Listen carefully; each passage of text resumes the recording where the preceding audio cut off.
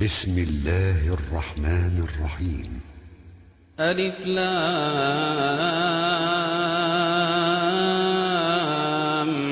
ميم. ذلك الكتاب لا ريب فيه هدى للمتقين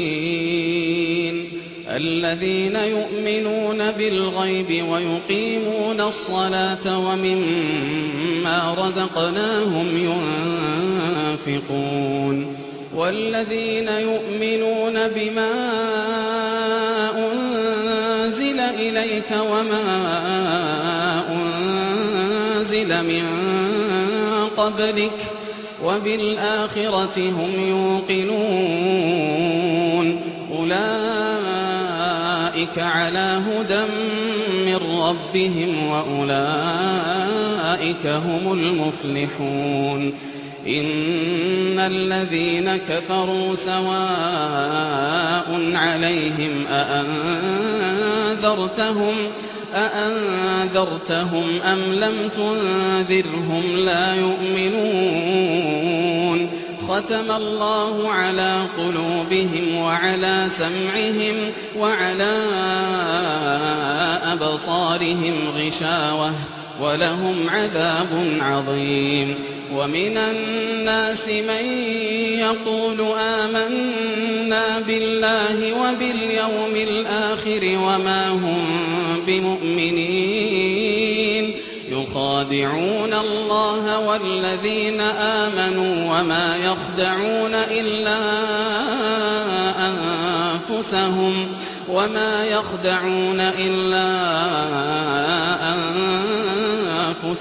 وما يشعرون. في قلوبهم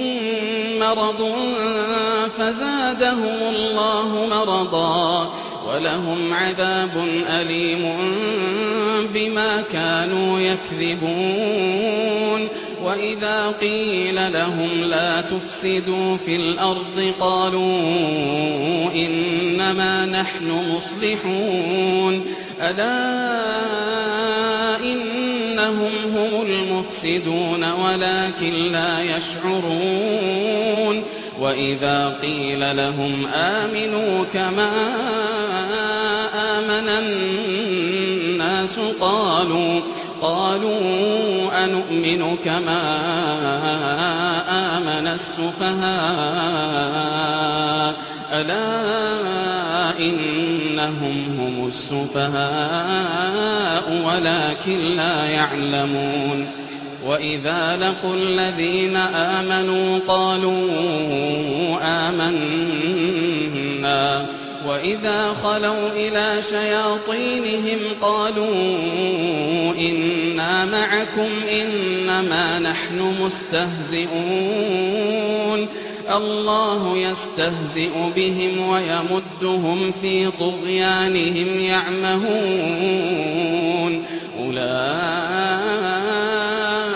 الذين اشتروا الضلالة بالهدى فما ربحت تجارتهم وما كانوا مهتدين. مثلهم كمثل الذي استوقد نارا فلما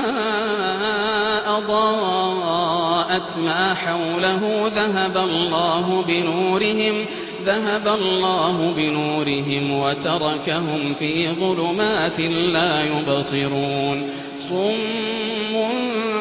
بكم عمي فهم لا يرجعون. أو كصيب من السماء فيه ظلمات ورعد وبرق يجعلون أصابعهم في آذانهم من الصواعق حذر الموت والله محيط بالكافرين. يكاد البرق يخطف أبصارهم كلما أضاء لهم مشوا فيه وإذا أظلم عليهم قاموا ولو شاء الله لذهب بسمعهم وأبصارهم إن الله على كل شيء قدير. يا أيها الناس اعبدوا ربكم الذي خلقكم والذين من قبلكم لعلكم تتقون. الذي جعل لكم الأرض فراشا والسماء بناء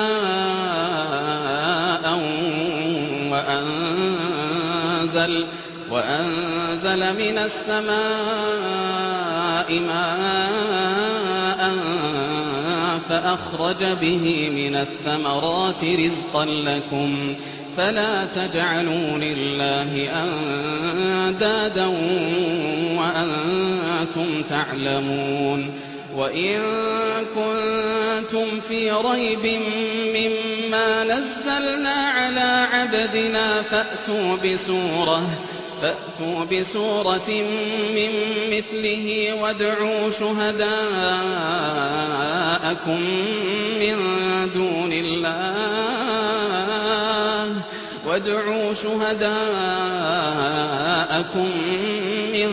دون الله إن كنتم صادقين. فإن لم تفعلوا ولن تفعلوا فاتقوا النار التي وقودها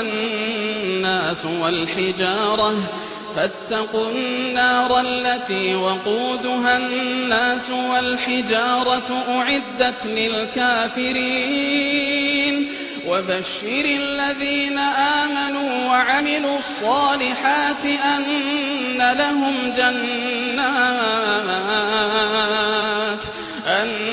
لهم جنات تجري من تحتها الأنهار كلما رزقوا منها من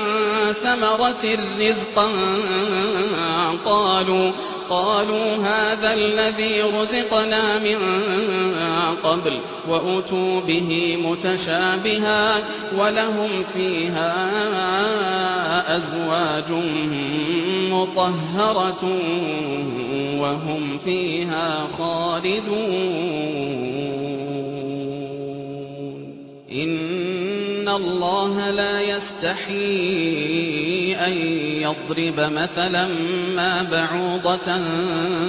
فما فوقها فأما الذين آمنوا فيعلمون أنه الحق من ربهم وأما الذين كفروا فيقولون ماذا أراد الله بهذا مثلا يضل به كثيرا ويهدي به كثيرا وما يضل به إلا الفاسقين. الذين ينقضون عهد الله من بعد ميثاقه ويقطعون ما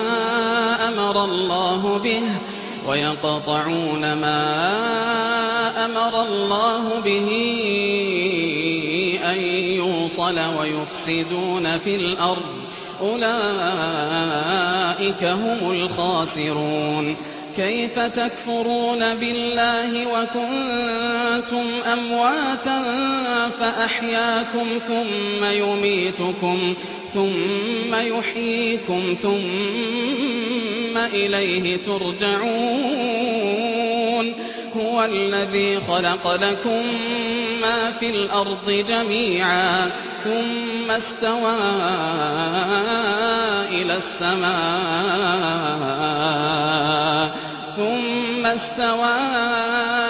السماء فسواهن 7 سماوات وهو بكل شيء عليم. وإذ قال ربك للملائكة إني جاعل في الأرض خليفة قالوا أتجعل فيها من يفسد فيها ويسفك الدماء ونحن نسبح بحمدك ونقدس لك قال إني أعلم ما لا تعلمون وعلم آدم الأسماء كلها ثم عرضهم على الملائكة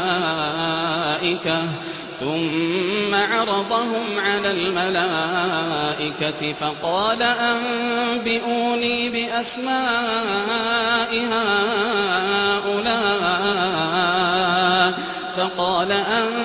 أنبئوني بأسماء هؤلاء إن كنتم صادقين قالوا سبحانك لا علم لنا إلا ما علمتنا إنك أنت العليم الحكيم قال يا آدم أنبئهم بأسمائهم فلما أنبأهم بأسمائهم قال ألم أقل لكم إني أعلم غيب السماوات والأرض وأعلم ما تبدون وما كنتم تكتمون وإذ قلنا للملائكة اسجدوا لآدم فسجدوا إلا إبليس أبى واستكبر وكان من الكافرين وقلنا يا آدم اسكن أنت وزوجك الجنة وكلا منها رغدا حيث شئتما ولا تقربا هذه الشجرة فتكونا من الظالمين فأزلهما الشيطان عنها فأخرجهما مما كانا فيه وقلنا اهبطوا بعضكم لبعض عدو ولكم في الأرض مستقر ومتاع إلى حين فتلقى آدم من ربه كلمات فتاب عليه إنه هو التواب الرحيم قلنا اهبطوا منها جميعا فإما يأتينكم مني هدى فمن تبع هداي فلا خوف عليهم ولا هم يحزنون والذين كفروا وكذبوا بآياتنا أولئك أصحاب النار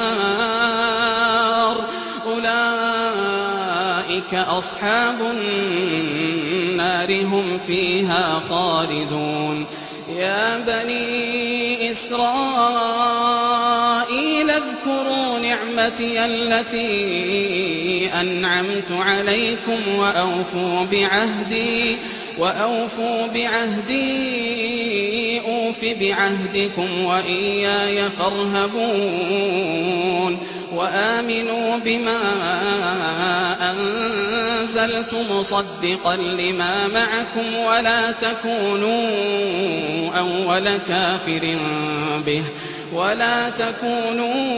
أول كافر به ولا تشتروا بآياتي ثمنا قليلا وإياي فاتقون ولا تلبسوا الحق بالباطل وتكتموا الحق وأنتم تعلمون وأقيموا الصلاة وآتوا الزكاة واركعوا مع الراكعين أتأمرون الناس بالبر وتنسون أنفسكم وأنتم تتلون الكتاب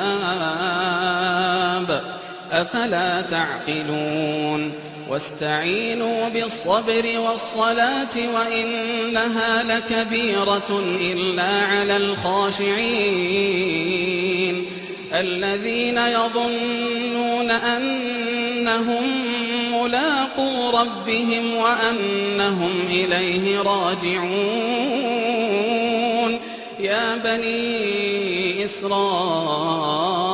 اذكروا نعمتي التي أنعمت عليكم وأني فضلتكم على العالمين. واتقوا يوما لا تجزي نفس عن نفس شيئا ولا يقبل منها شفاعة ولا يؤخذ منها عدل ولا هم ينصرون. وإذ نجيناكم من آل فرعون يسومونكم سوء العذاب يذبحون أبناءكم ويستحيون نساءكم وفي ذلكم بلاء من ربكم عظيم. وإذ فرقنا بكم البحر فأنجيناكم وأغرقنا آل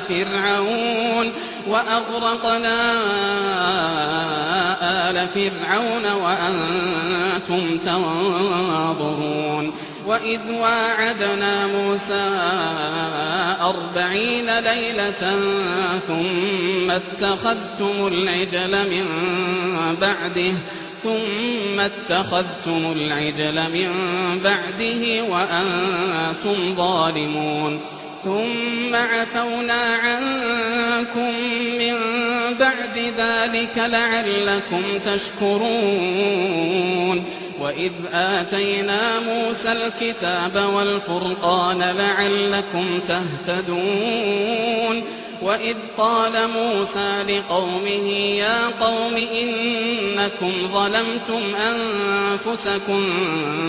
باتخاذكم العجل فتوبوا إلى بارئكم فاقتلوا أنفسكم ذلكم خير لكم عند بارئكم فتاب عليكم إنه هو التواب الرحيم. وإذ قلتم يا موسى لن نؤمن لك حتى نرى الله جهرة فأخذتكم الصاعقة وأنتم تنظرون. ثم بعثناكم من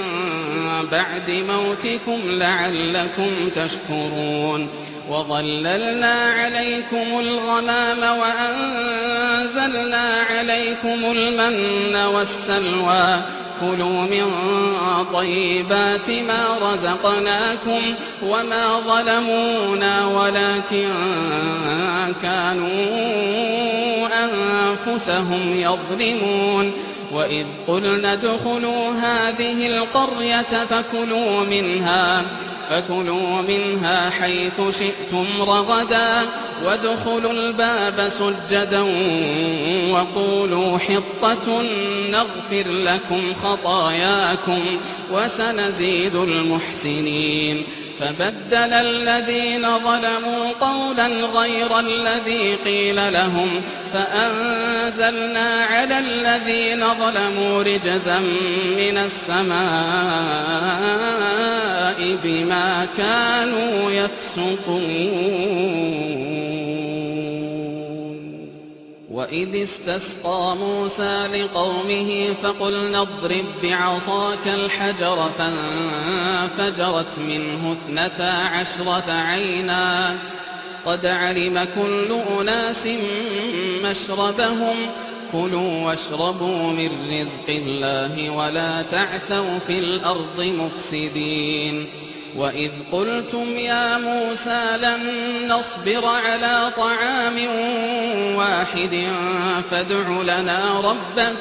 فادع لنا ربك يخرج لنا مما تنبت الأرض من بقلها وقثائها وفومها وعدسها وبصلها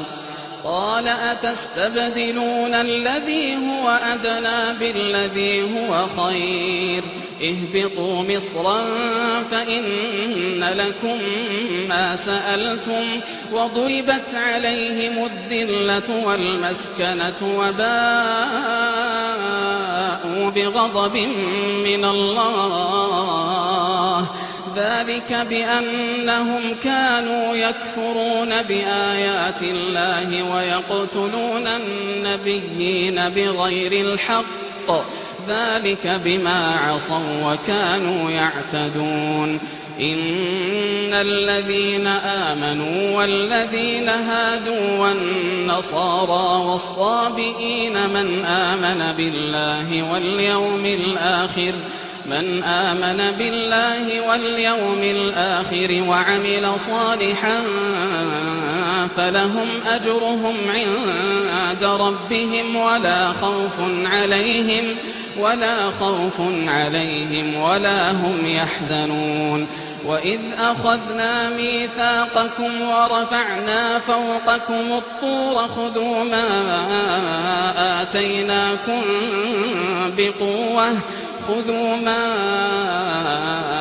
آتيناكم بقوة واذكروا ما فيه لعلكم تتقون ثم توليتم من بعد ذلك فلولا فضل الله عليكم ورحمته لكنتم من الخاسرين ولقد علمتم الذين اعتدوا منكم في السبت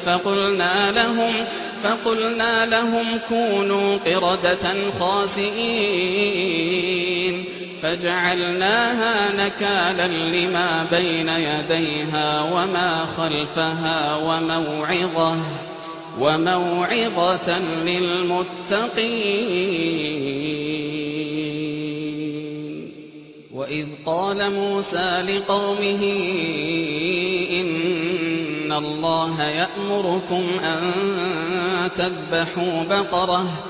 قالوا أتتخذنا هزوا قال أعوذ بالله أن أكون من الجاهلين قالوا ادع لنا ربك يبين لنا ما هي قال إنه يقول إنها بقرة لا فارض ولا بكر عوان بين ذلك فافعلوا ما تؤمرون قالوا ادع لنا ربك يبين لنا ما لونها قال إنه يقول إنها بقرة صفراء فاقع لونها تسر الناظرين قالوا ادع لنا ربك يبين لنا ما هي إن البقرة شابه علينا وإنا إن شاء الله لمهتدون قال إنه يقول إنها بقرة لا ذلول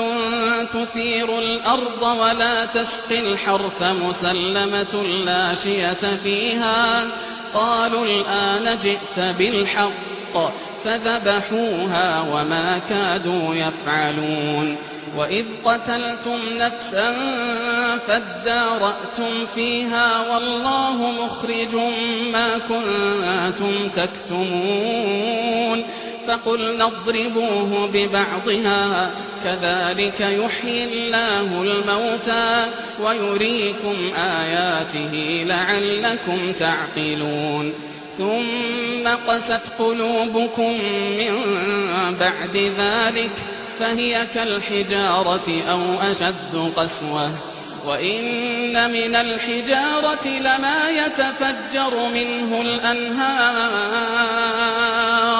وإن منها لما يشقق فيخرج منه الماء وإن منها لما يهبط من خشية الله وإن منها لما يهبط من خشية الله وما الله بغافل عما تعملون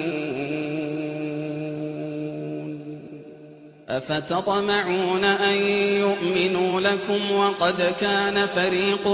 منهم يسمعون كلام الله ثم يحرفونه من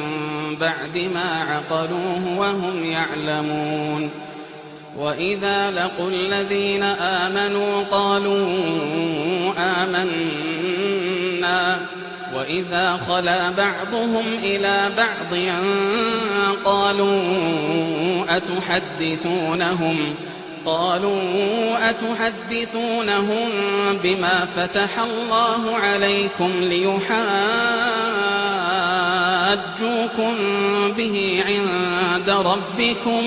أفلا تعقلون. أولا يعلمون أن الله يعلم ما يسرون وما يعلنون. ومنهم أميون لا يعلمون الكتاب إلا أماني وإن هم إلا يظنون. فويل للذين يكتبون الكتاب بأيديهم ثم يقولون هذا من عند الله ليشتروا به ثمنا قليلا فويل لهم مما كتبت أيديهم وويل لهم مما يكسبون. وقالوا لن تمسنا النار إلا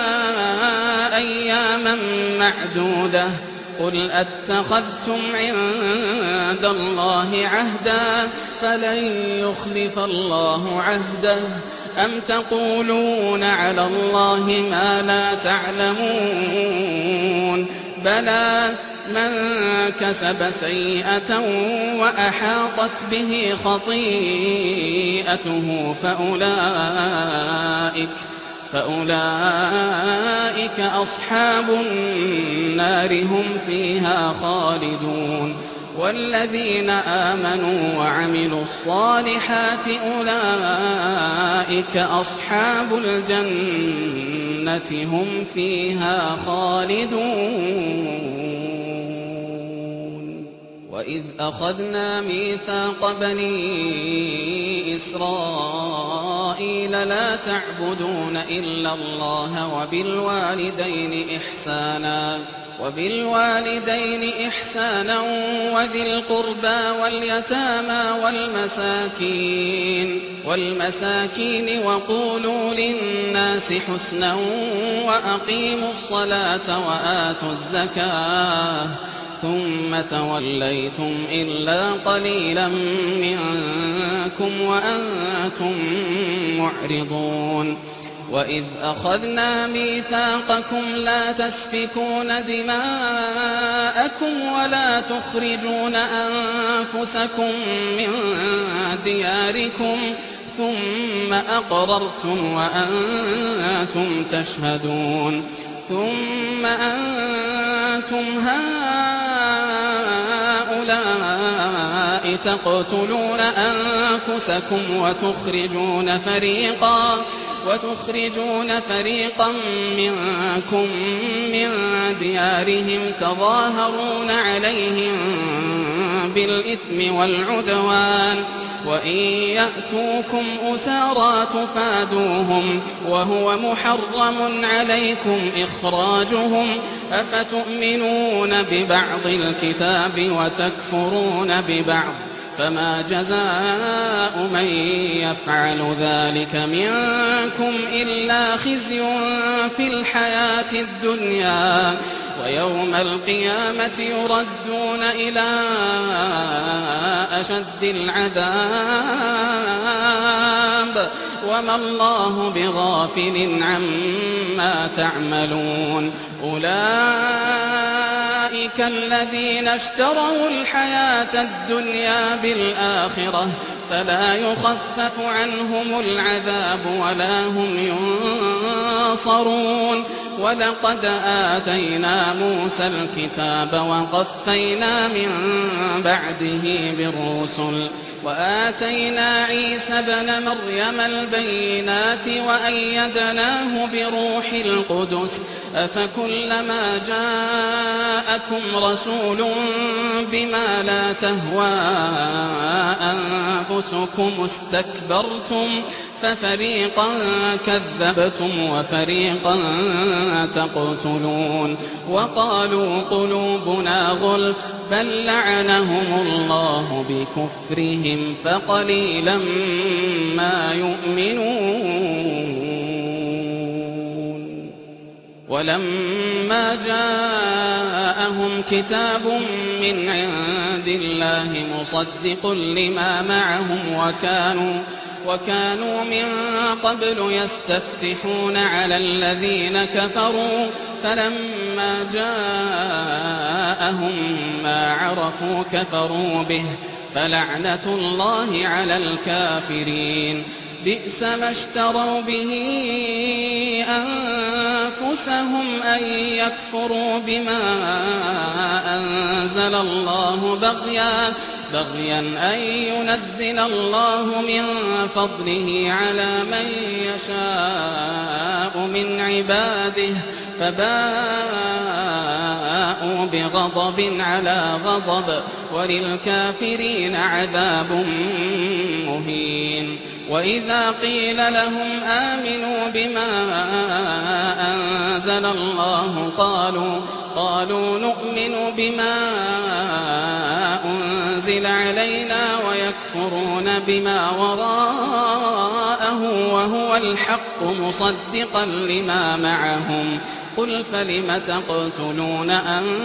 أنبياء الله من قبل إن كنتم مؤمنين ولقد جاءكم موسى بالبينات ثم اتخذتم العجل من بعده وأنتم ظالمون وإذ أخذنا ميثاقكم ورفعنا فوقكم الطور خذوا ما آتيناكم بقوة واسمعوا قالوا سمعنا وعصينا وأشربوا في قلوبهم العجل بكفرهم قل بئس ما يأمركم به إيمانكم إن كنتم مؤمنين قل إن كانت لكم الدار الآخرة عند الله خالصة من دون الناس فتمنوا الموت إن كنتم صادقين ولن يتمنوه أبدا بما قدمت أيديهم والله عليم بالظالمين ولتجدنهم أحرص الناس على حياة ومن الذين أشركوا يود أحدهم لو يعمر ألف سنة وما هو بمزحزحه من العذاب أن يعمر والله بصير بما يعملون قل من كان عدوا لجبريل فإنه نزله على قلبك بإذن الله مصدقا لما بين يديه وهدى وبشرى للمؤمنين من كان عدوا لله وملائكته ورسله وجبريل وميكال فإن الله عدو للكافرين ولقد أنزلنا إليك آيات بينات وما يكفر بها إلا الفاسقون أوكلما عاهدوا عهدا نبذه فريق منهم بل أكثرهم لا يؤمنون ولما جاءهم رسول من عند الله مصدق لما معهم نبذ فريق من الذين أوتوا الكتاب كتاب الله وراء ظهورهم كأنهم لا يعلمون واتبعوا ما تتلو الشياطين على ملك سليمان وما كفر سليمان ولكن الشياطين كفروا يعلمون الناس السحر وما أنزل على الملكين ببابل هاروت وماروت وما يعلمان من أحد حتى يقولا إنما نحن فتنة فلا تكفر فيتعلمون منهما ما يفرقون به بين المرء وزوجه وما هم بضارين به من أحد إلا بإذن الله ويتعلمون ما يضرهم ولا ينفعهم ولقد علموا لمن اشتراه ما له في الآخرة من خلاق ولبئس ما شروا به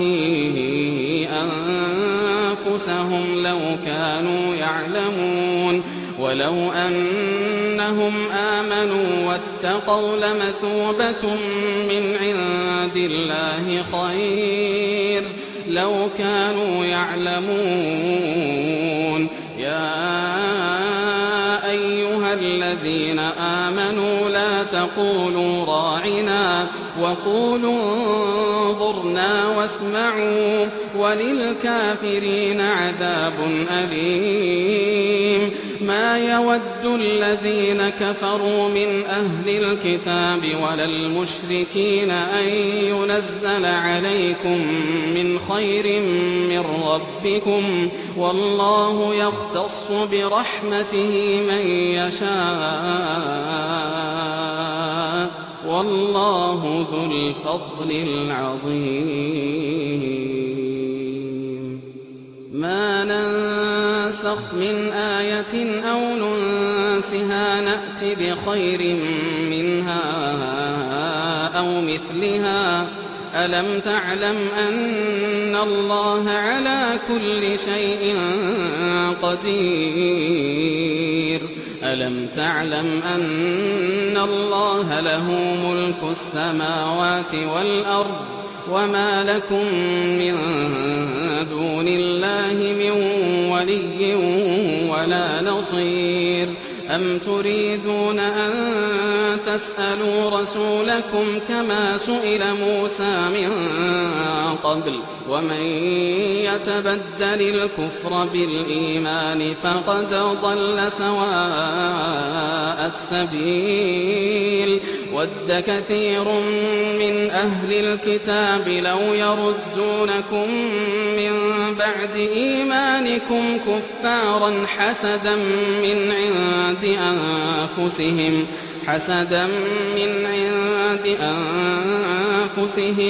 من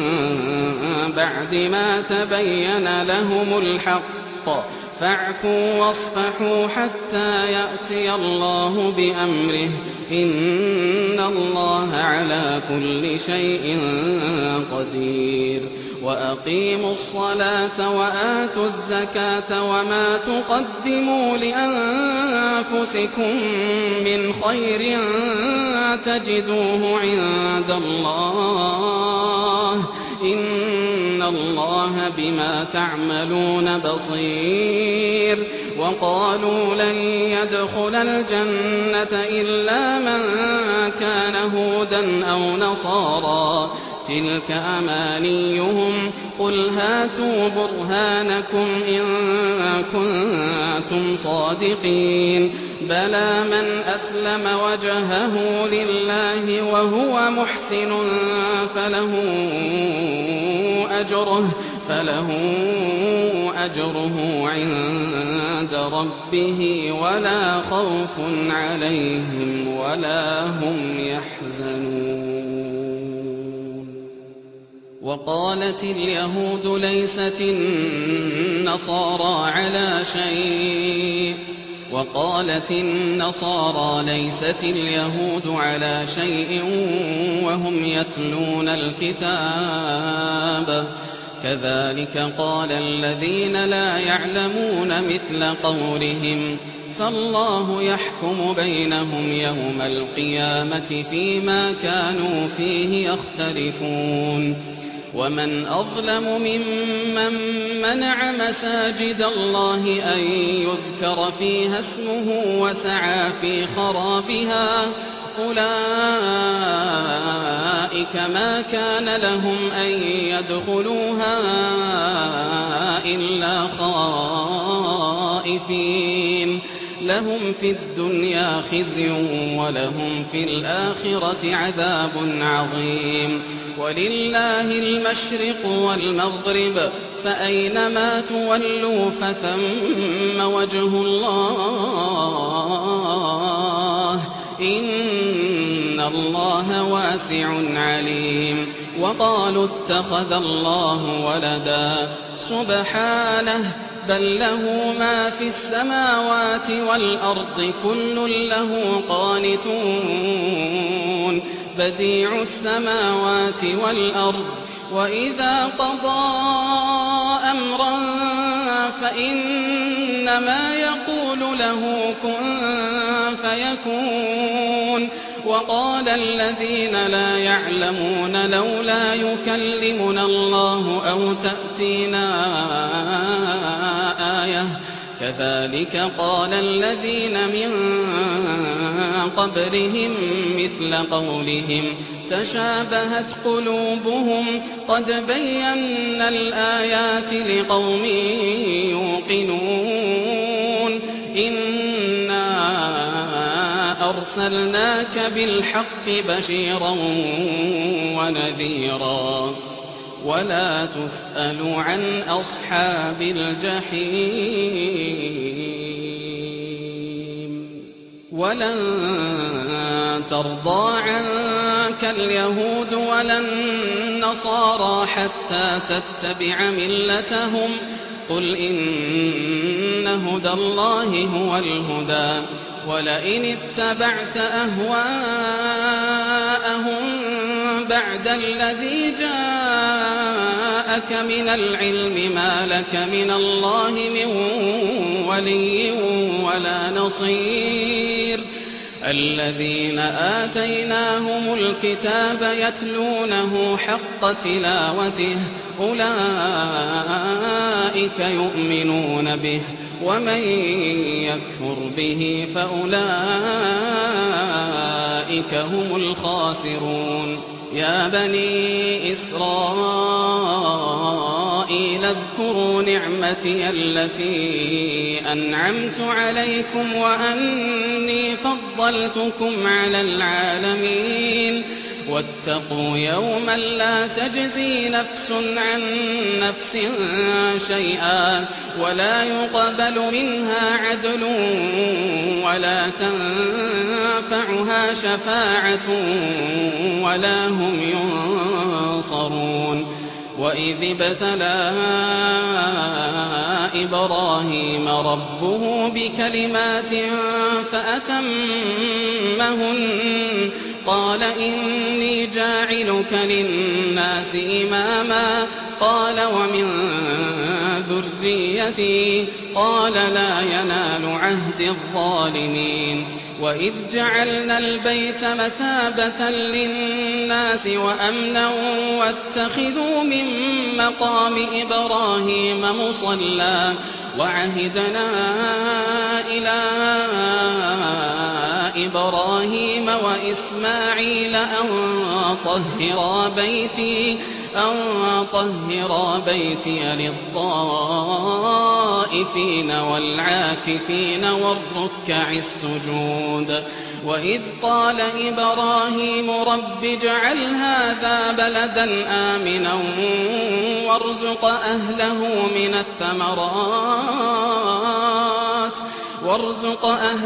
من الثمرات من آمن منهم بالله واليوم الآخر قال ومن كفر فأمتعه قليلا ثم أضطره إلى عذاب النار وبئس المصير. وإذ يرفع إبراهيم القواعد من البيت وإسماعيل ربنا تقبل منا إنك أنت السميع العليم. ربنا واجعلنا مسلمين لك ومن ذريتنا أمة مسلمة لك وأرنا مناسكنا وتب علينا إنك أنت التواب الرحيم. ربنا وابعث فيهم رسولا منهم يتلو عليهم آياتك ويعلمهم الكتاب والحكمة ويزكيهم إنك أنت العزيز الحكيم. ومن يرغب عن ملة إبراهيم إلا من سفه نفسه ولقد اصطفيناه في الدنيا وإنه في الآخرة لمن الصالحين. إذ قال له ربه أسلم قال أسلمت لرب العالمين. ووصى بها إبراهيم بنيه ويعقوب يا بني إن الله اصطفى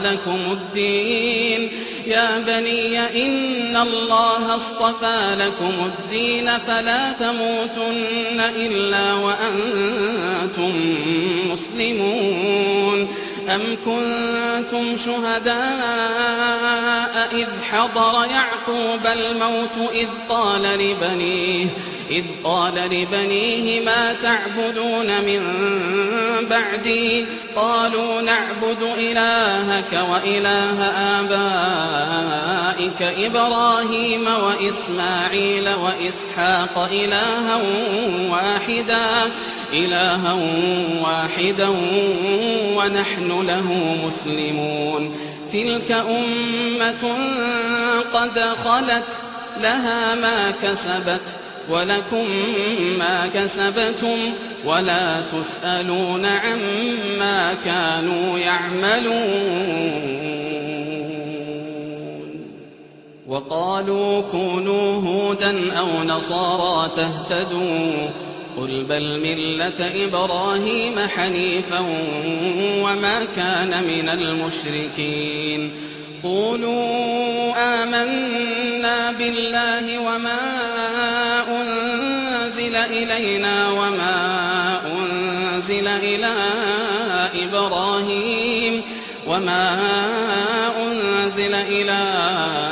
إبراهيم وإسماعيل وإسحاق ويعقوب والأسباط وما أوتي موسى وعيسى وما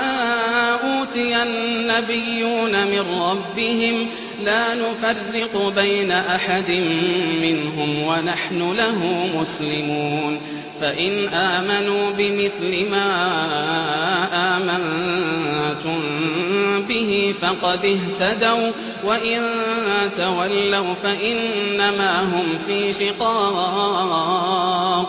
فسيكفيكهم الله وهو السميع العليم. صبغة الله ومن أحسن من الله صبغة ونحن له عابدون. قل أتحاجوننا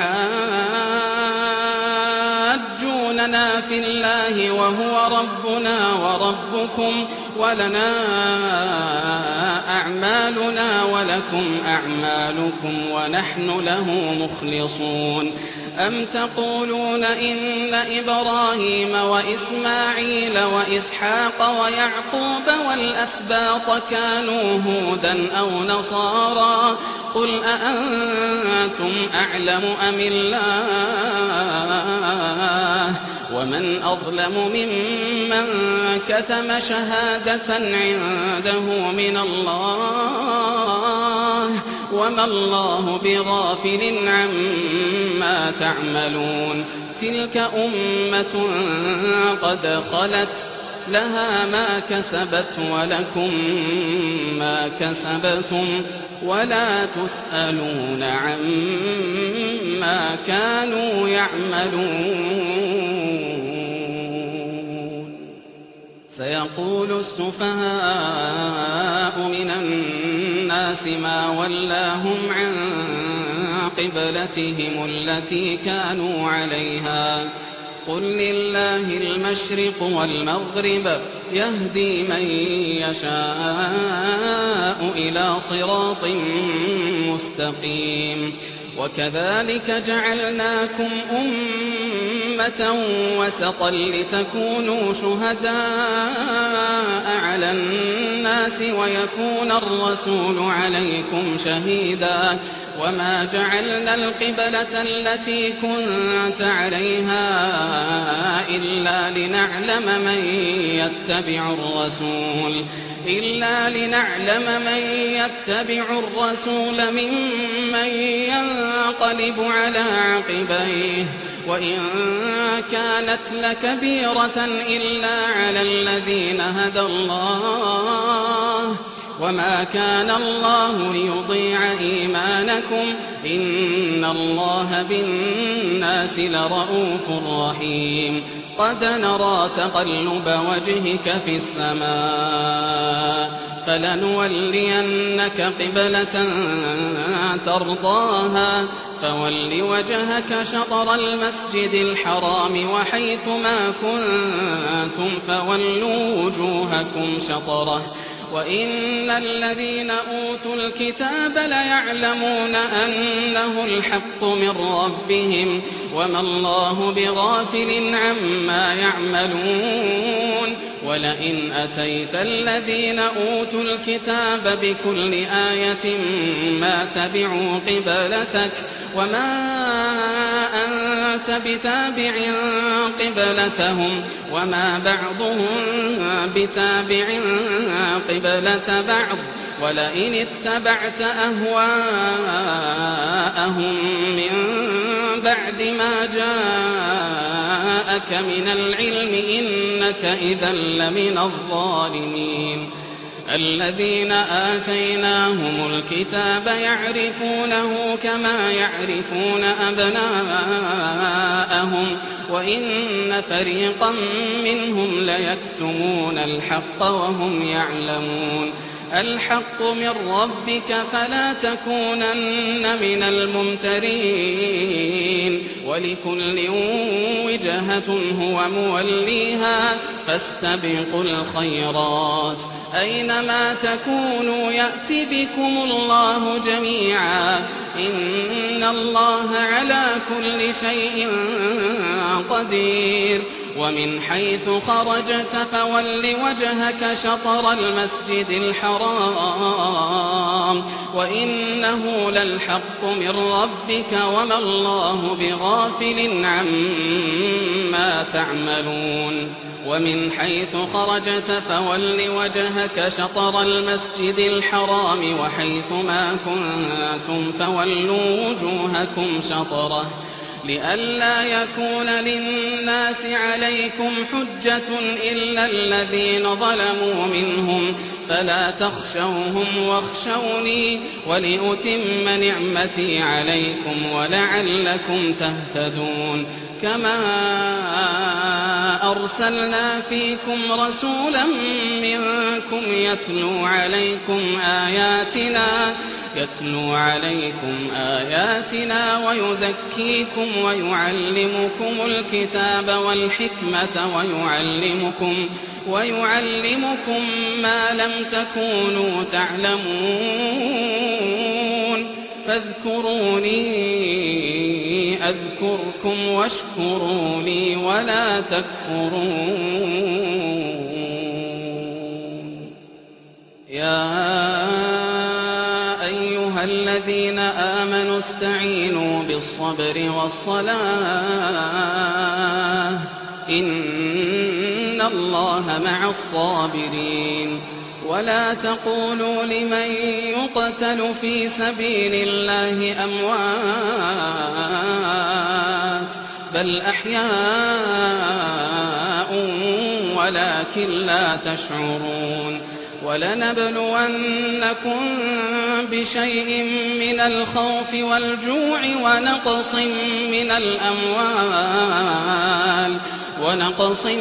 من الأموال والأنفس والثمرات وبشر الصابرين الذين إذا أصابتهم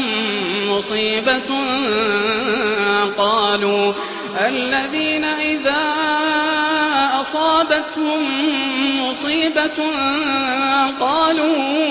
إنا لله وإنا إليه راجعون. أولئك عليهم صلوات من ربهم ورحمة وأولئك هم المهتدون. إن الصفا والمروة من شعائر الله فمن حج البيت أو اعتمر فلا جناح عليه أن يطوف بهما ومن تطوع خيرا فإن الله شاكر عليم. إن الذين يكتمون ما أنزلنا من البينات والهدى من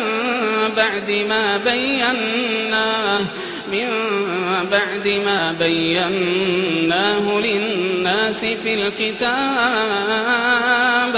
أولئك يلعنهم الله ويلعنهم اللاعنون إلا الذين تابوا وأصلحوا وبينوا فأولئك أتوب عليهم وأنا التواب الرحيم. إن الذين كفروا وماتوا وهم كفار أولئك عليهم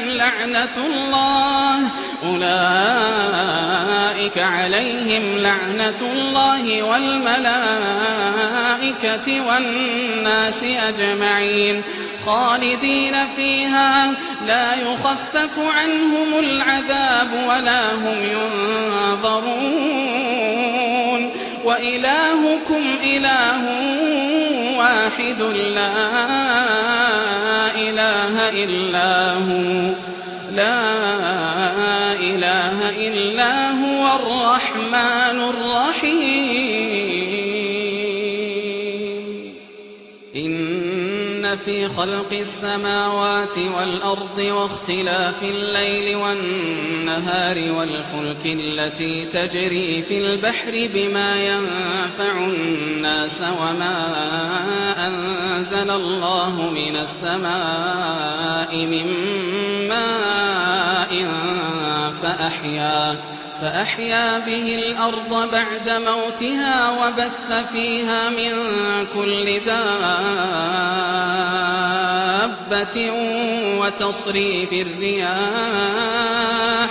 وتصريف الرياح والسحاب المسخر بين السماء والأرض لآيات لقوم يعقلون. ومن الناس من يتخذ من دون الله أندادا يحبونهم كحب الله والذين آمنوا أشد حبا لله ولو يرى الذين ظلموا إذ يرون العذاب أن القوة لله جميعا وأن الله شديد العذاب إذ تبرأ الذين اتبعوا من الذين اتبعوا ورأوا العذاب وتقطعت بهم الأسباب وقال الذين اتبعوا لو أن لنا كرة فنتبرأ منهم كما تبرأوا منا كذلك يريهم الله أعمالهم حسرات عليهم وما هم بخارجين من النار يا أيها الناس كلوا مما في الأرض حلالا طيبا ولا تتبعوا خطوات الشيطان إنه لكم عدو مبين إنما يأمركم بالسوء والفحشاء وأن تقولوا على الله ما لا تعلمون وإذا قيل لهم اتبعوا ما أنزل الله قالوا بل نتبع ما ألفينا عليه آباءنا أولو كان آباؤهم لا يعقلون شيئا ولا يهتدون ومثل الذين كفروا كمثل الذي ينعق بما لا يسمع إلا دعاء ونداء صم بكم عمي فهم لا يعقلون يا أيها الذين آمنوا كلوا من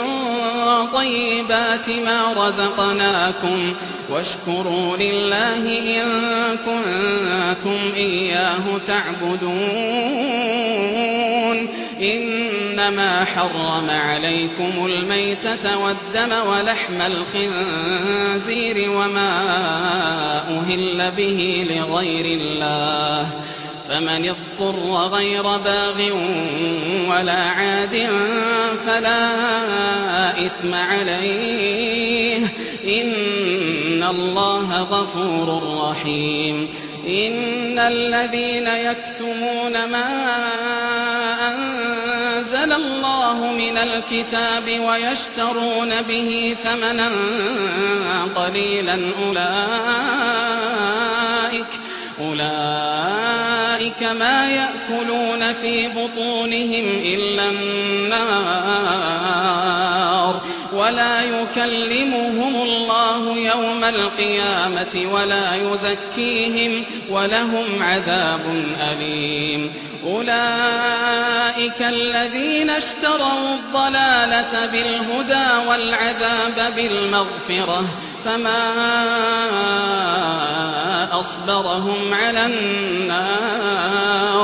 ذلك بأن الله نزل الكتاب بالحق وإن الذين اختلفوا في الكتاب لفي شقاق بعيد ليس البر أن تولوا وجوهكم قبل المشرق والمغرب ولكن البر من آمن بالله واليوم الآخر والملائكة والكتاب والنبيين وآتى المال على حبه ذوي القربى واليتامى والمساكين وابن السبيل والسائلين وفي الرقاب وأقام الصلاة وآتى الزكاة والموفون بعهدهم والموفون بعهدهم إذا عاهدوا والصابرين في البأساء والضراء وحين البأس أولئك الذين صدقوا وأولئك هم المتقون. يا أيها الذين آمنوا كتب عليكم القصاص في القتلى الحر بالحر والعبد بالعبد والأنثى بالأنثى فمن عفي له من أخيه شيء فاتباع بالمعروف وأداء إليه بإحسان ذلك تخفيف من ربكم ورحمة فمن اعتدى بعد ذلك فله عذاب أليم. ولكم في القصاص حياة يا أولي الألباب لعلكم تتقون. كتب عليكم إذا حضر أحدكم الموت إن ترك خيرا الوصية للوالدين والأقربين بالمعروف حقا على المتقين فمن بدله بعدما سمعه فإنما إثمه على الذين يبدلونه إن الله سميع عليم. فمن خاف من موص جنفا أو إثما فأصلح بينهم فلا إثم عليه إن الله غفور رحيم. يا أيها الذين آمنوا كتب عليكم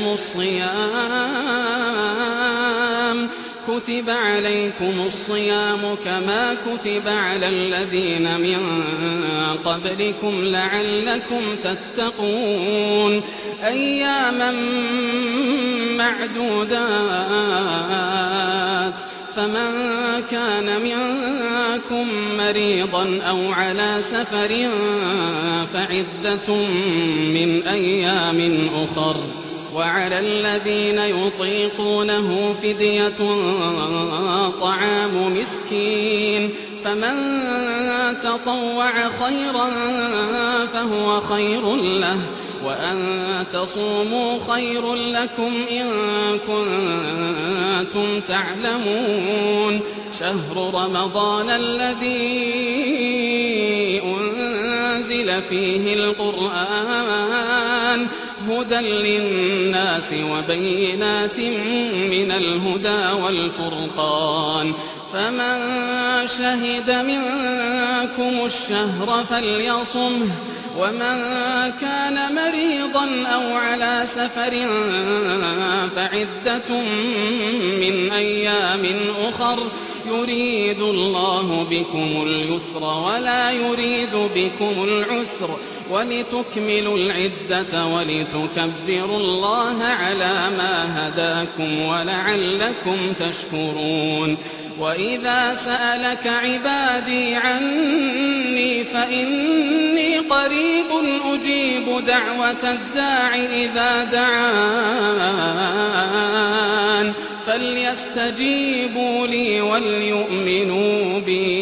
وليؤمنوا بي لعلهم يرشدون. أحل لكم ليلة الصيام الرفث إلى نسائكم هن لباس لكم وأنتم لباس لهن علم الله أنكم كنتم تختانون أنفسكم فتاب عليكم وعفى عنكم فالآن باشروهن وابتغوا ما كتب الله لكم وكلوا واشربوا حتى يتبين لكم الخيط الأبيض من الخيط الأسود من الفجر ثم أتموا الصيام إلى الليل ولا تباشروهن وأنتم عاكفون في المساجد تلك حدود الله فلا تقربوها كذلك يبين الله آياته للناس لعلهم يتقون ولا تأكلوا أموالكم بينكم بالباطل وتدلوا بها إلى الحكام لتأكلوا فريقا من أموال الناس بالإثم وأنتم تعلمون يسألونك عن الأهلة قل هي مواقيت للناس والحج وليس البر بأن تأتوا البيوت من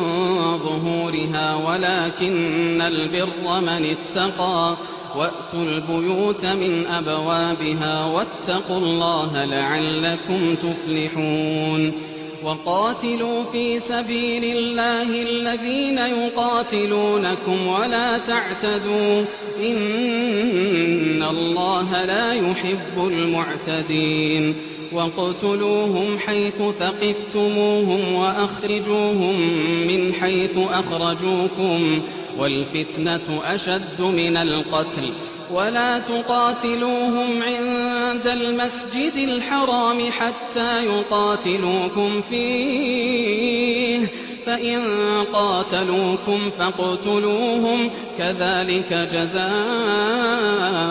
الكافرين فإن انتهوا فإن الله غفور رحيم وقاتلوهم حتى لا تكون فتنة ويكون الدين لله فإن انتهوا فلا عدوان إلا على الظالمين الشهر الحرام بالشهر الحرام والحرمات قصاص فمن اعتدى عليكم فاعتدوا عليه بمثل ما اعتدى عليكم واتقوا الله واعلموا أن الله مع المتقين وأنفقوا في سبيل الله ولا تلقوا بأيديكم إلى التهلكة وأحسنوا إن الله يحب المحسنين وأتموا الحج والعمرة لله فإن أحصرتم فما استيسر من الهدي ولا تحلقوا رؤوسكم حتى يبلغ الهدي محله فمن كان منكم مريضا أو به أذى من رأسه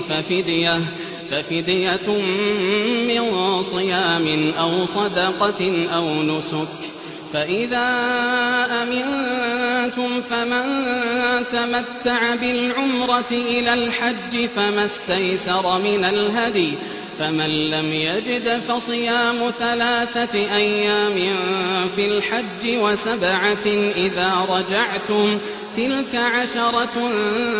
كاملة ذلك لمن لم يكن أهله حاضر المسجد الحرام واتقوا الله واعلموا أن الله شديد العقاب الحج أشهر معلومات فمن فرض فيهن الحج فلا رفث ولا فسوق ولا جدال في الحج وما تفعلوا من خير يعلمه الله وتزودوا فإن خير الزاد التقوى واتقون يا أولي الألباب ليس عليكم جناح أن تبتغوا فضلا من ربكم فإذا أفضتم من عرفات فاذكروا الله عند المشعر الحرام واذكروه كما هداكم وإن كنتم من قبله لمن الضالين ثم أفيضوا من حيث أفاض الناس واستغفروا الله إن الله غفور رحيم فإذا قضيتم مناسككم فاذكروا الله كذكركم آباءكم أو أشد ذكرا فمن الناس من يقول ربنا آتنا في الدنيا وما له في الآخرة من خلاق ومنهم من يقول ربنا آتنا في الدنيا حسنة ومنهم من يقول ربنا آتنا في الدنيا حسنة وفي الآخرة حسنة وقنا عذاب النار أولئك لهم نصيب مما كسبوا والله سريع الحساب واذكروا الله في أيام معدودات فمن تعجل في يومين فلا إثم عليه ومن تأخر فلا إثم عليه لمن اتقى واتقوا الله واعلموا أنكم إليه تحشرون ومن الناس من يعجبك قوله في الحياة الدنيا ويشهد الله على ما في قلبه وهو ألد الخصام وإذا تولى سعى في الأرض ليفسد فيها ويهلك الحرث والنسل والله لا يحب الفساد وإذا قيل له اتق الله أخذته العزة بالإثم فحسبه جهنم ولبئس المهاد ومن الناس من يشري نفسه ابتغاء مرضات الله والله رؤوف بالعباد يا أيها الذين آمنوا ادخلوا في السلم كافة ولا تتبعوا خطوات الشيطان إنه لكم عدو مبين فإن زللتم من بعد ما جاءتكم البينات فاعلموا أن الله عزيز حكيم هل ينظرون إلا أن يأتيهم الله في ظلل من الغمام والملائكة وقضي الأمر وإلى الله ترجع الأمور سل بني إسرائيل كم آتيناهم من آية بينة ومن يبدل نعمة الله من بعد ما جاءته فإن الله شديد العقاب زين للذين كفروا الحياة الدنيا ويسخرون من الذين آمنوا والذين اتقوا فوقهم يوم القيامة والله يرزق من يشاء بغير حساب كان الناس أمة واحدة فبعث الله النبيين مبشرين ومنذرين وأنزل معهم الكتاب بالحق ليحكم بين الناس فيما اختلفوا فيه وما اختلف فيه إلا الذين أوتوه من بعد ما جاءتهم البينات بغيا بينهم فهدى الله الذين آمنوا لما اختلفوا فيه من الحق بإذنه والله يهدي من يشاء إلى صراط مستقيم. أم حسبتم أن تدخلوا الجنة ولما يأتكم مثل الذين خلوا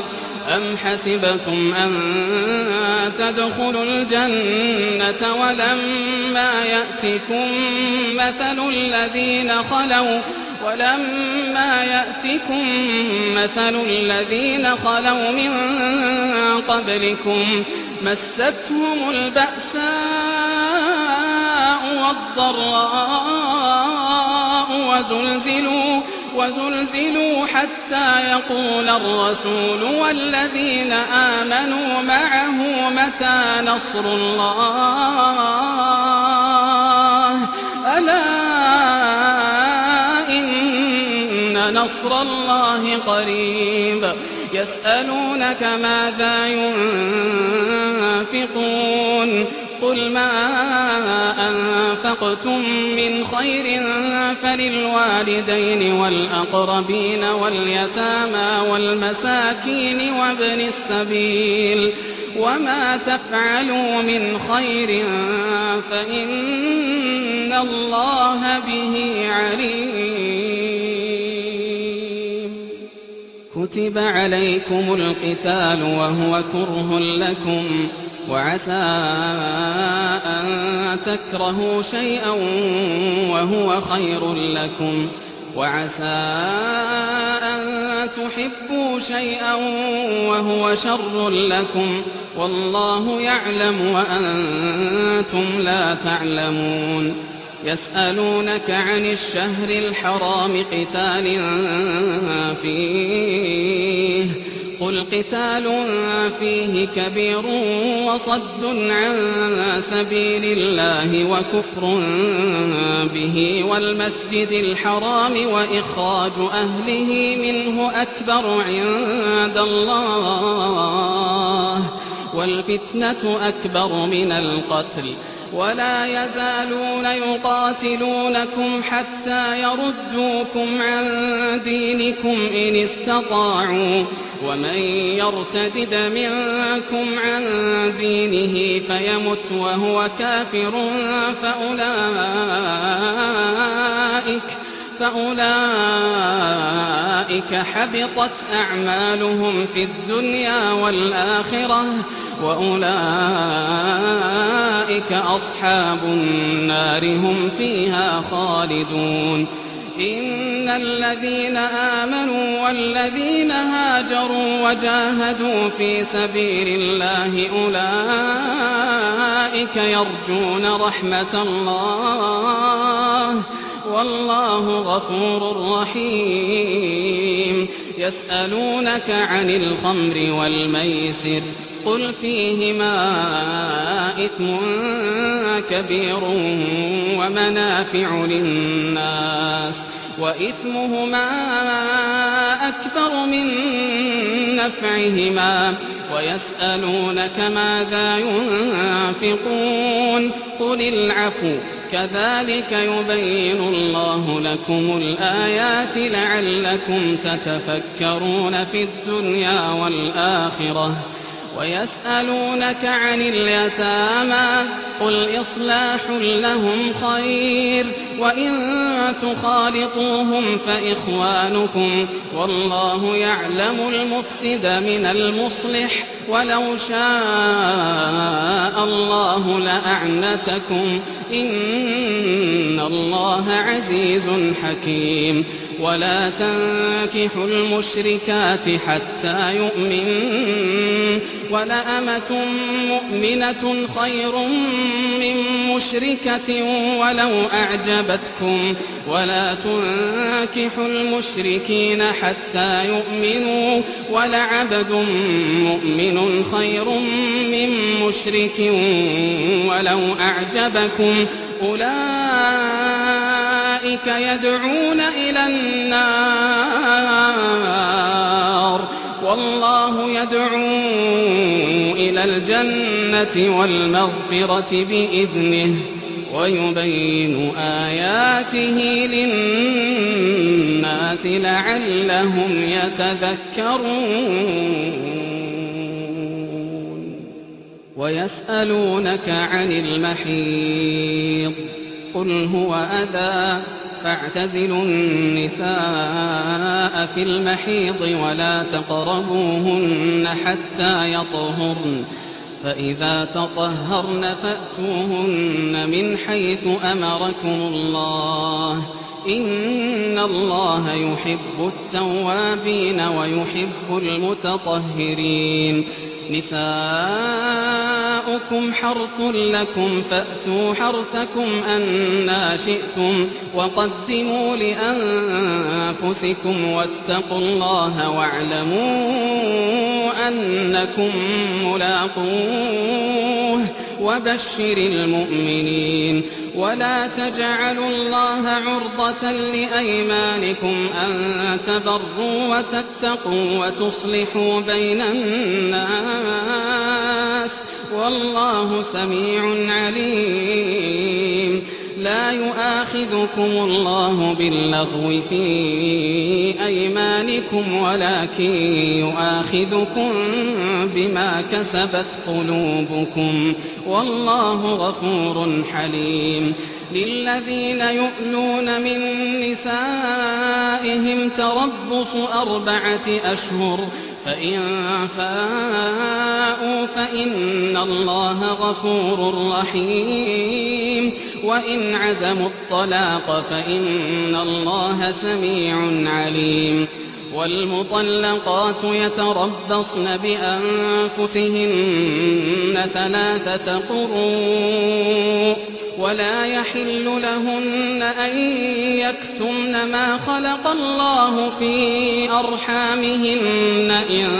كن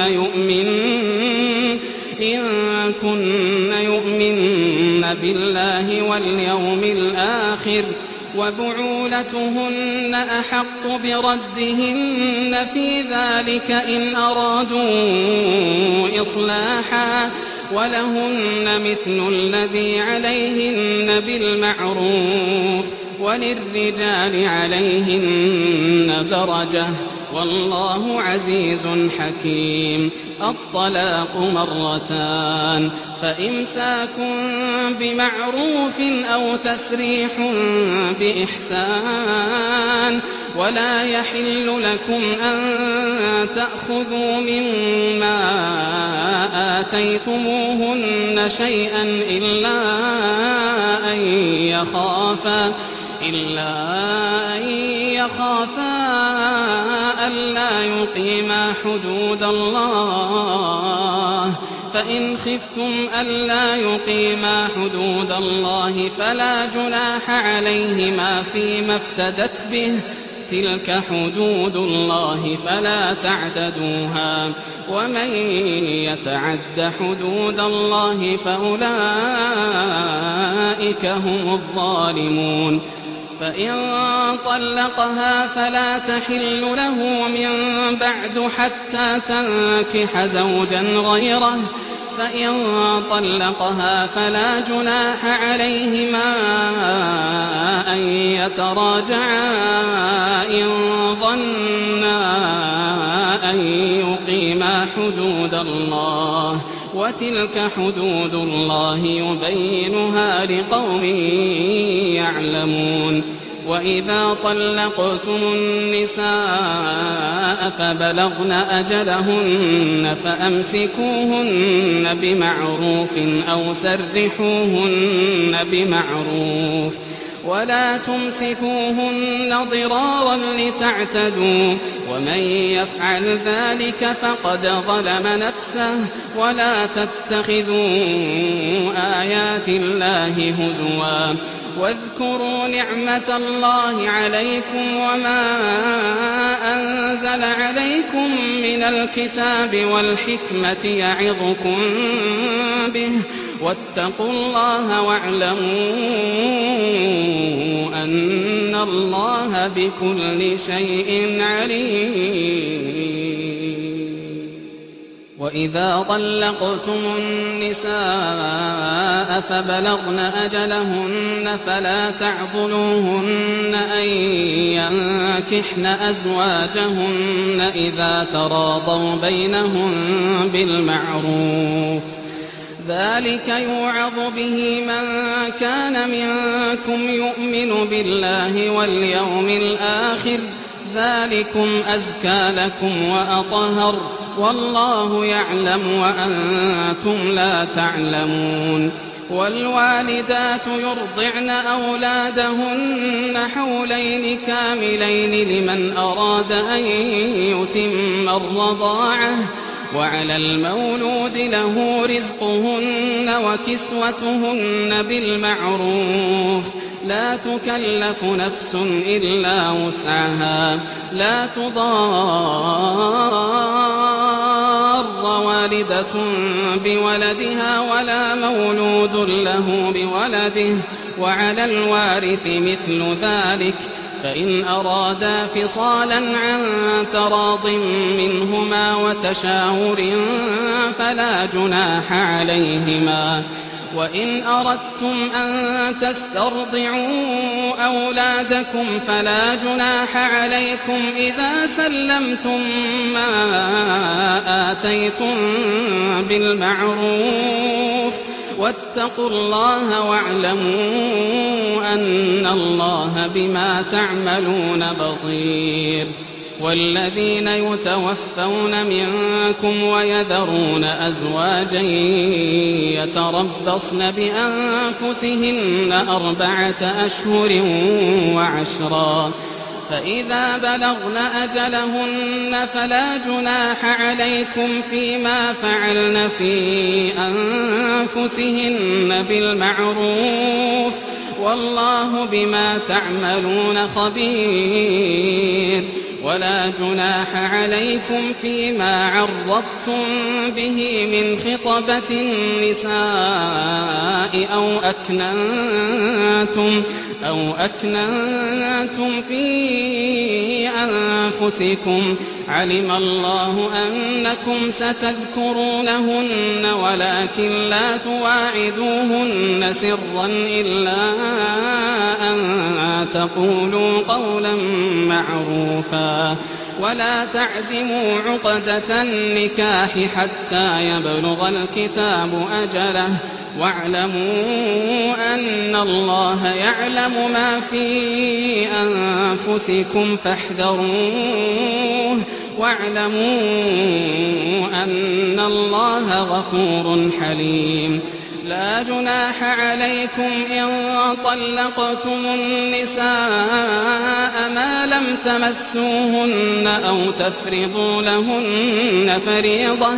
ومتعوهن على الموسع قدره وعلى المقتر قدره متاعا بالمعروف حقا على المحسنين وإن طلقتموهن من قبل أن تمسوهن وقد فرضتم لهن فريضة فنصف ما فرضتم إلا أن يعفون أو يعفو الذي بيده عقدة النكاح وأن تعفوا أقرب للتقوى ولا تنسوا الفضل بينكم إن الله بما تعملون بصير حافظوا على الصلوات والصلاة الوسطى وقوموا لله قانتين فإن خفتم فرجالا أو ركبانا فإذا أمنتم فاذكروا الله كما علمكم ما لم تكونوا تعلمون والذين يتوفون منكم ويذرون أزواجا وصية لأزواجهم متاعا إلى الحول غير إخراج فإن خرجن فلا جناح عليكم فيما فعلن في أنفسهن من معروف والله عزيز حكيم وللمطلقات متاع بالمعروف حقا على المتقين كذلك يبين الله لكم آياته لعلكم تعقلون ألم تر إلى الذين خرجوا من ديارهم وهم ألوف حذر الموت فقال لهم الله موتوا ثم أحياهم إن الله لذو فضل على الناس ولكن أكثر الناس لا يشكرون وقاتلوا في سبيل الله واعلموا أن الله سميع عليم من ذا الذي يقرض الله قرضا حسنا فيضاعفه له أضعافا كثيرة والله يقبض ويبسط وإليه ترجعون ألم تر إلى الملأ من بني إسرائيل من بعد موسى إذ قالوا لنبي له مبعث لنا ملكا نقاتل في سبيل الله قال هل عسيتم إن كتب عليكم القتال ألا تقاتلوا قالوا وما لنا ألا نقاتل في سبيل الله وقد أخرجنا من ديارنا وأبنائنا فلما كتب عليهم القتال تولوا إلا قليلا منهم والله عليم بالظالمين وقال لهم نبيهم إن الله قد بعث لكم طالوت ملكا قالوا أنى يكون له الملك علينا ونحن أحق بالملك منه ولم يؤت سعة من المال قال إن الله اصطفاه عليكم وزاده بسطة في العلم والجسم والله يؤتي ملكه من يشاء والله واسع عليم وقال لهم نبيهم إن آية ملكه أن يأتيكم التابوت فيه سكينة من ربكم وبقية مما ترك آل موسى وآل هارون تحمله الملائكة إن في ذلك لآية لكم إن كنتم مؤمنين فلما فصل طالوت بالجنود قال إن الله مبتليكم بنهر فمن شرب منه فليس مني ومن لم يطعمه فإنه مني إلا من اغترف غرفة بيده فشربوا منه إلا قليلا منهم فلما جاوزه هو والذين آمنوا معه قالوا لا طاقة لنا اليوم بجالوت وجنوده قال الذين يظنون أنهم ملاقو الله كم من فئة قليلة غلبت فئة كثيرة بإذن الله والله مع الصابرين ولما برزوا لجالوت وجنوده قالوا ربنا أفرغ علينا صبرا وثبت أقدامنا وانصرنا على القوم الكافرين فهزموهم بإذن الله وقتل داود جالوت وآتاه الله الملك والحكمة وعلمه مما يشاء ولولا دفع الله الناس بعضهم ببعض لفسدت الأرض ولكن الله ذو فضل على العالمين تلك آيات الله نتلوها عليك بالحق وإنك لمن المرسلين تلك الرسل فضلنا بعضهم على بعض منهم من كلم الله ورفع بعضهم درجات وآتينا عيسى ابن مريم البينات وأيدناه بروح القدس ولو شاء الله ما اقتتل الذين من بعدهم من بعد ما جاءتهم البينات ولكن اختلفوا فمنهم من آمن ومنهم من كفر ولو شاء الله ما اقتتلوا ولكن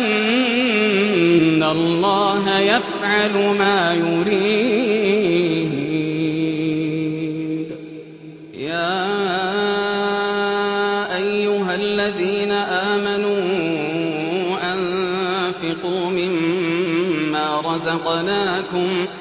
أنفقوا مما رزقناكم من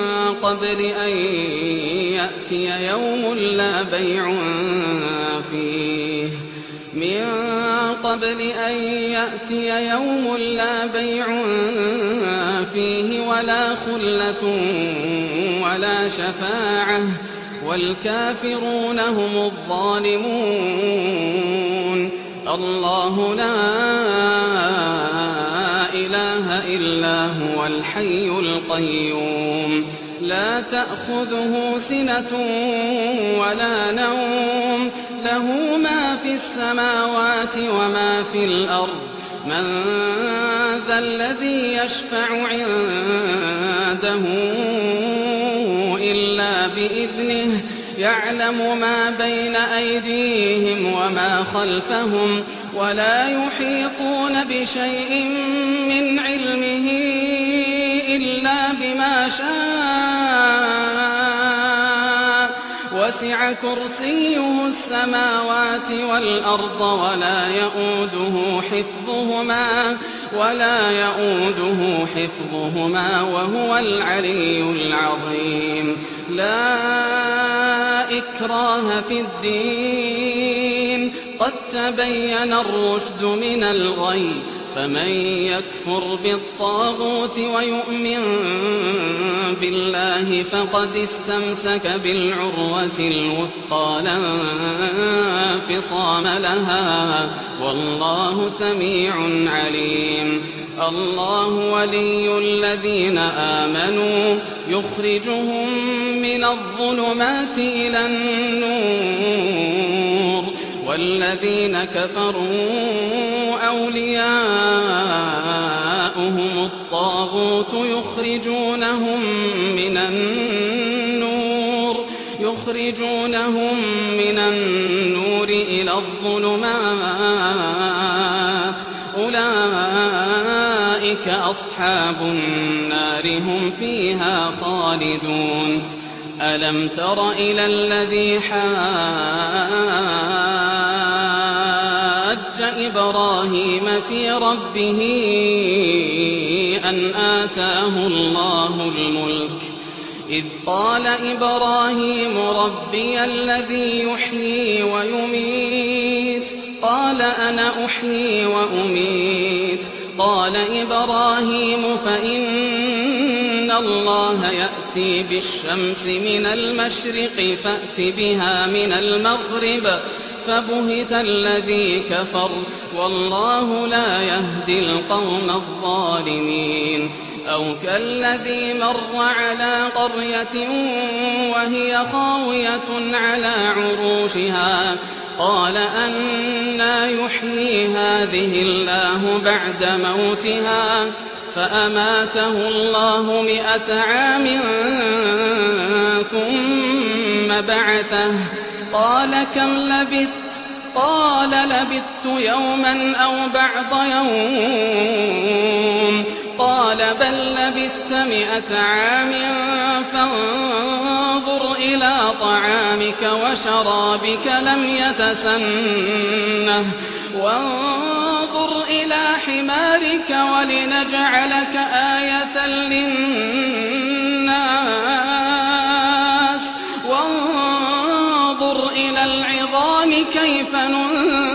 ننشزها ثم نكسوها لحما فلما تبين له قال أعلم أن الله على كل شيء قدير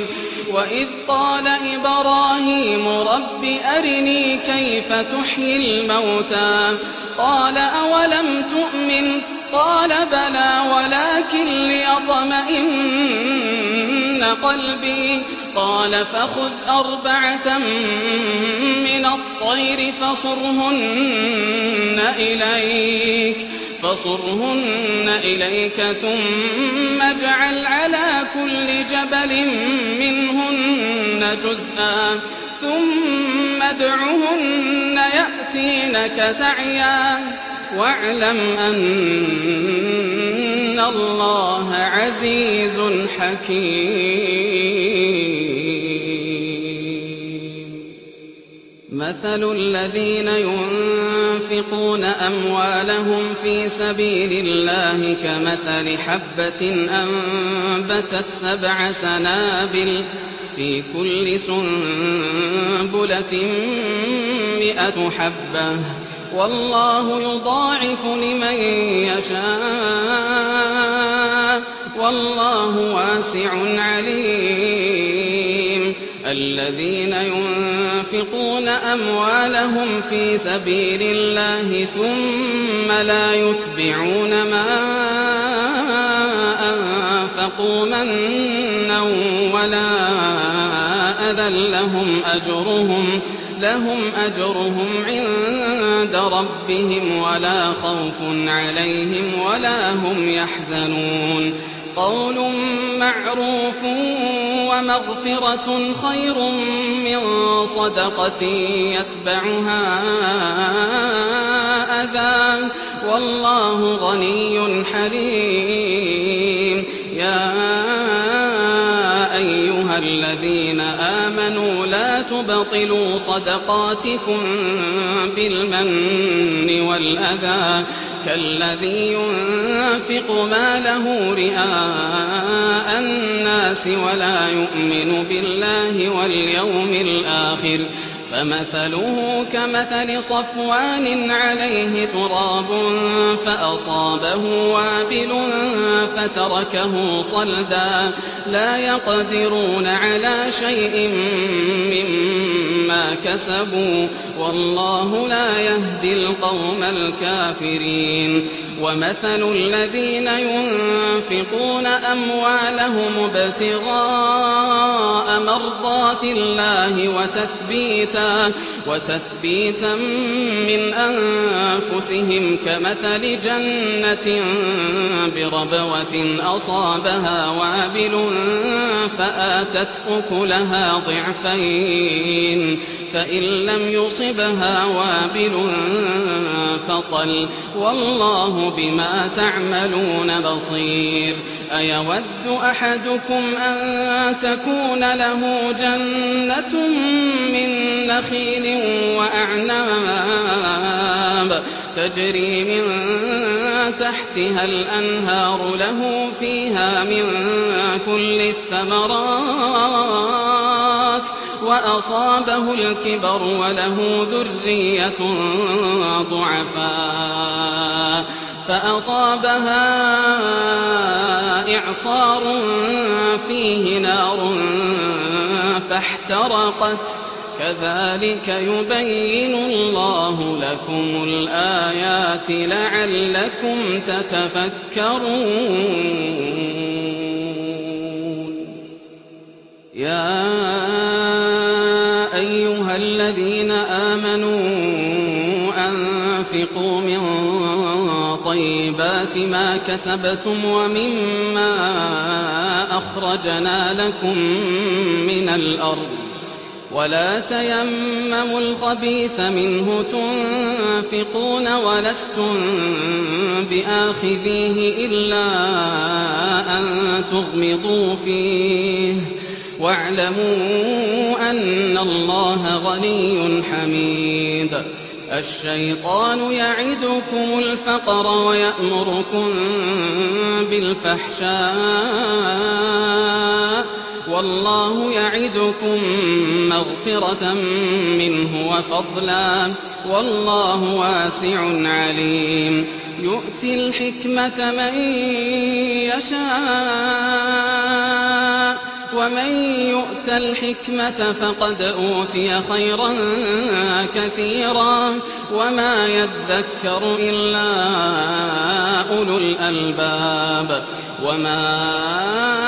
أنفقتم من نفقة أو نذرتم من نذر فإن الله يعلمه وما للظالمين من أنصار. إن تبدوا الصدقات فنعما هي وإن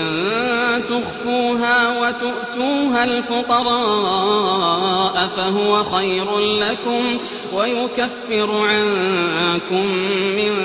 سيئاتكم والله بما تعملون خبير. ليس عليك هداهم ولكن الله يهدي من يشاء وما تنفقوا من خير فلأنفسكم وما تنفقون إلا ابتغاء وجه الله وما تنفقوا من خير يوفى إليكم وأنتم لا تظلمون. للفقراء الذين أحصروا في سبيل الله لا يستطيعون ضربا في الأرض يحسبهم الجاهل أغنياء من التعفف تعرفهم بسيماهم لا يسألون الناس إلحافا وما تنفقوا من خير فإن الله به عليم. الذين ينفقون أموالهم بالليل والنهار سرا وعلانية فلهم أجرهم عند ربهم ولا خوف عليهم ولا هم يحزنون. الذين يأكلون الربا لا يقومون إلا كما يقوم الذي يتخبطه الشيطان من المس ذلك بأنهم قالوا إنما البيع مثل الربا وأحل الله البيع وحرم الربا. فمن جاءه موعظة من ربه فانتهى فله ما سلف وأمره إلى الله ومن عاد فأولئك أصحاب النار هم فيها خالدون. يمحق الله الربا ويربي الصدقات والله لا يحب كل كفار أثيم. إن الذين آمنوا وعملوا الصالحات وأقاموا الصلاة وآتوا الزكاة لهم أجرهم عند ربهم ولا خوف عليهم ولا هم يحزنون. يا أيها الذين آمنوا اتقوا الله اتقوا الله وذروا ما بقي من الربا إن كنتم مؤمنين فإن لم تفعلوا فأذنوا بحرب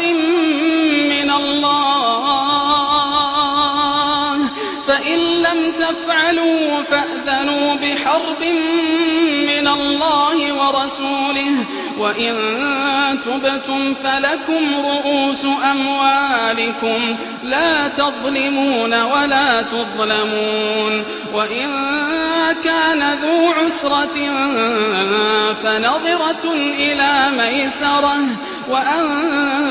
تصدقوا خير لكم إن كنتم تعلمون واتقوا يوما ترجعون فيه إلى الله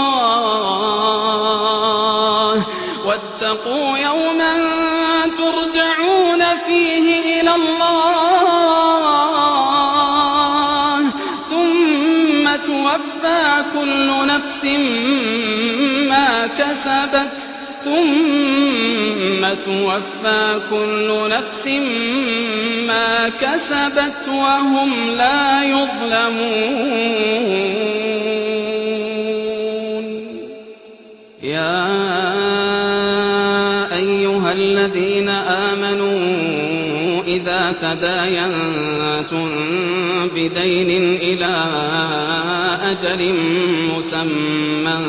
فاكتبوه وليكتب بينكم كاتب بالعدل ولا يأب كاتب أن يكتب كما علمه الله فليكتب وليملل الذي عليه الحق وليتق الله ربه ولا يبخس منه شيئا فإن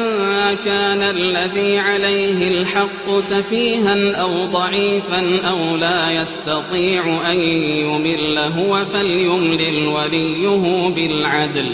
واستشهدوا شهيدين من رجالكم فإن لم يكونا رجلين فرجل وامرأتان ممن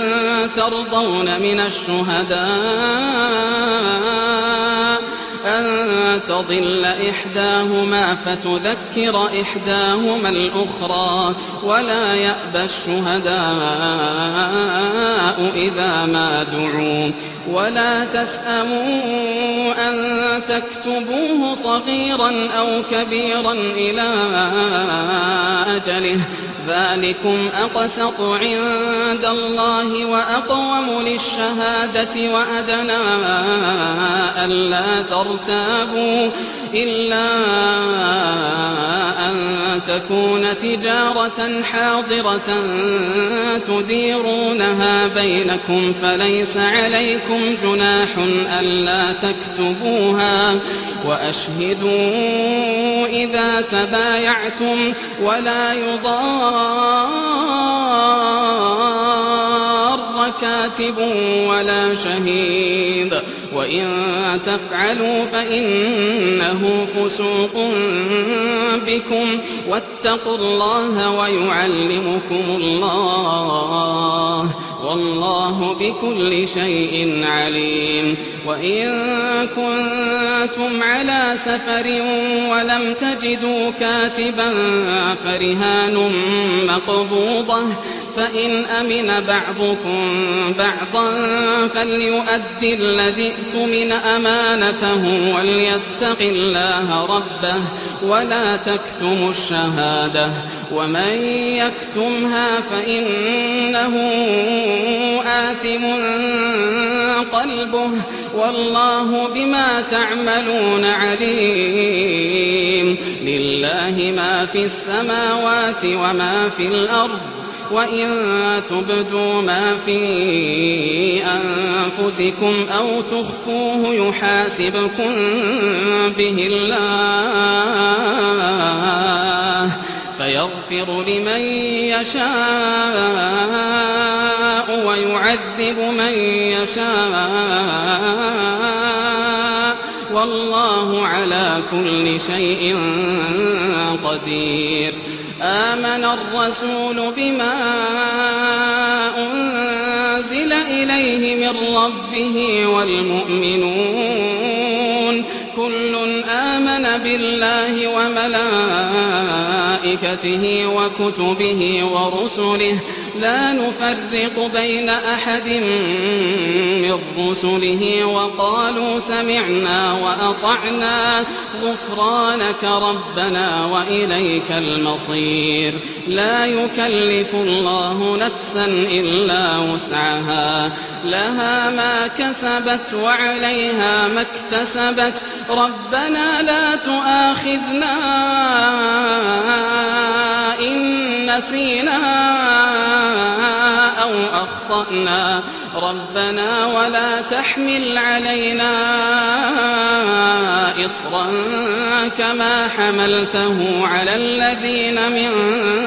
قبلنا ربنا ولا تحملنا ما لا طاقة لنا به واعف عنا واغفر لنا وارحمنا أنت مولانا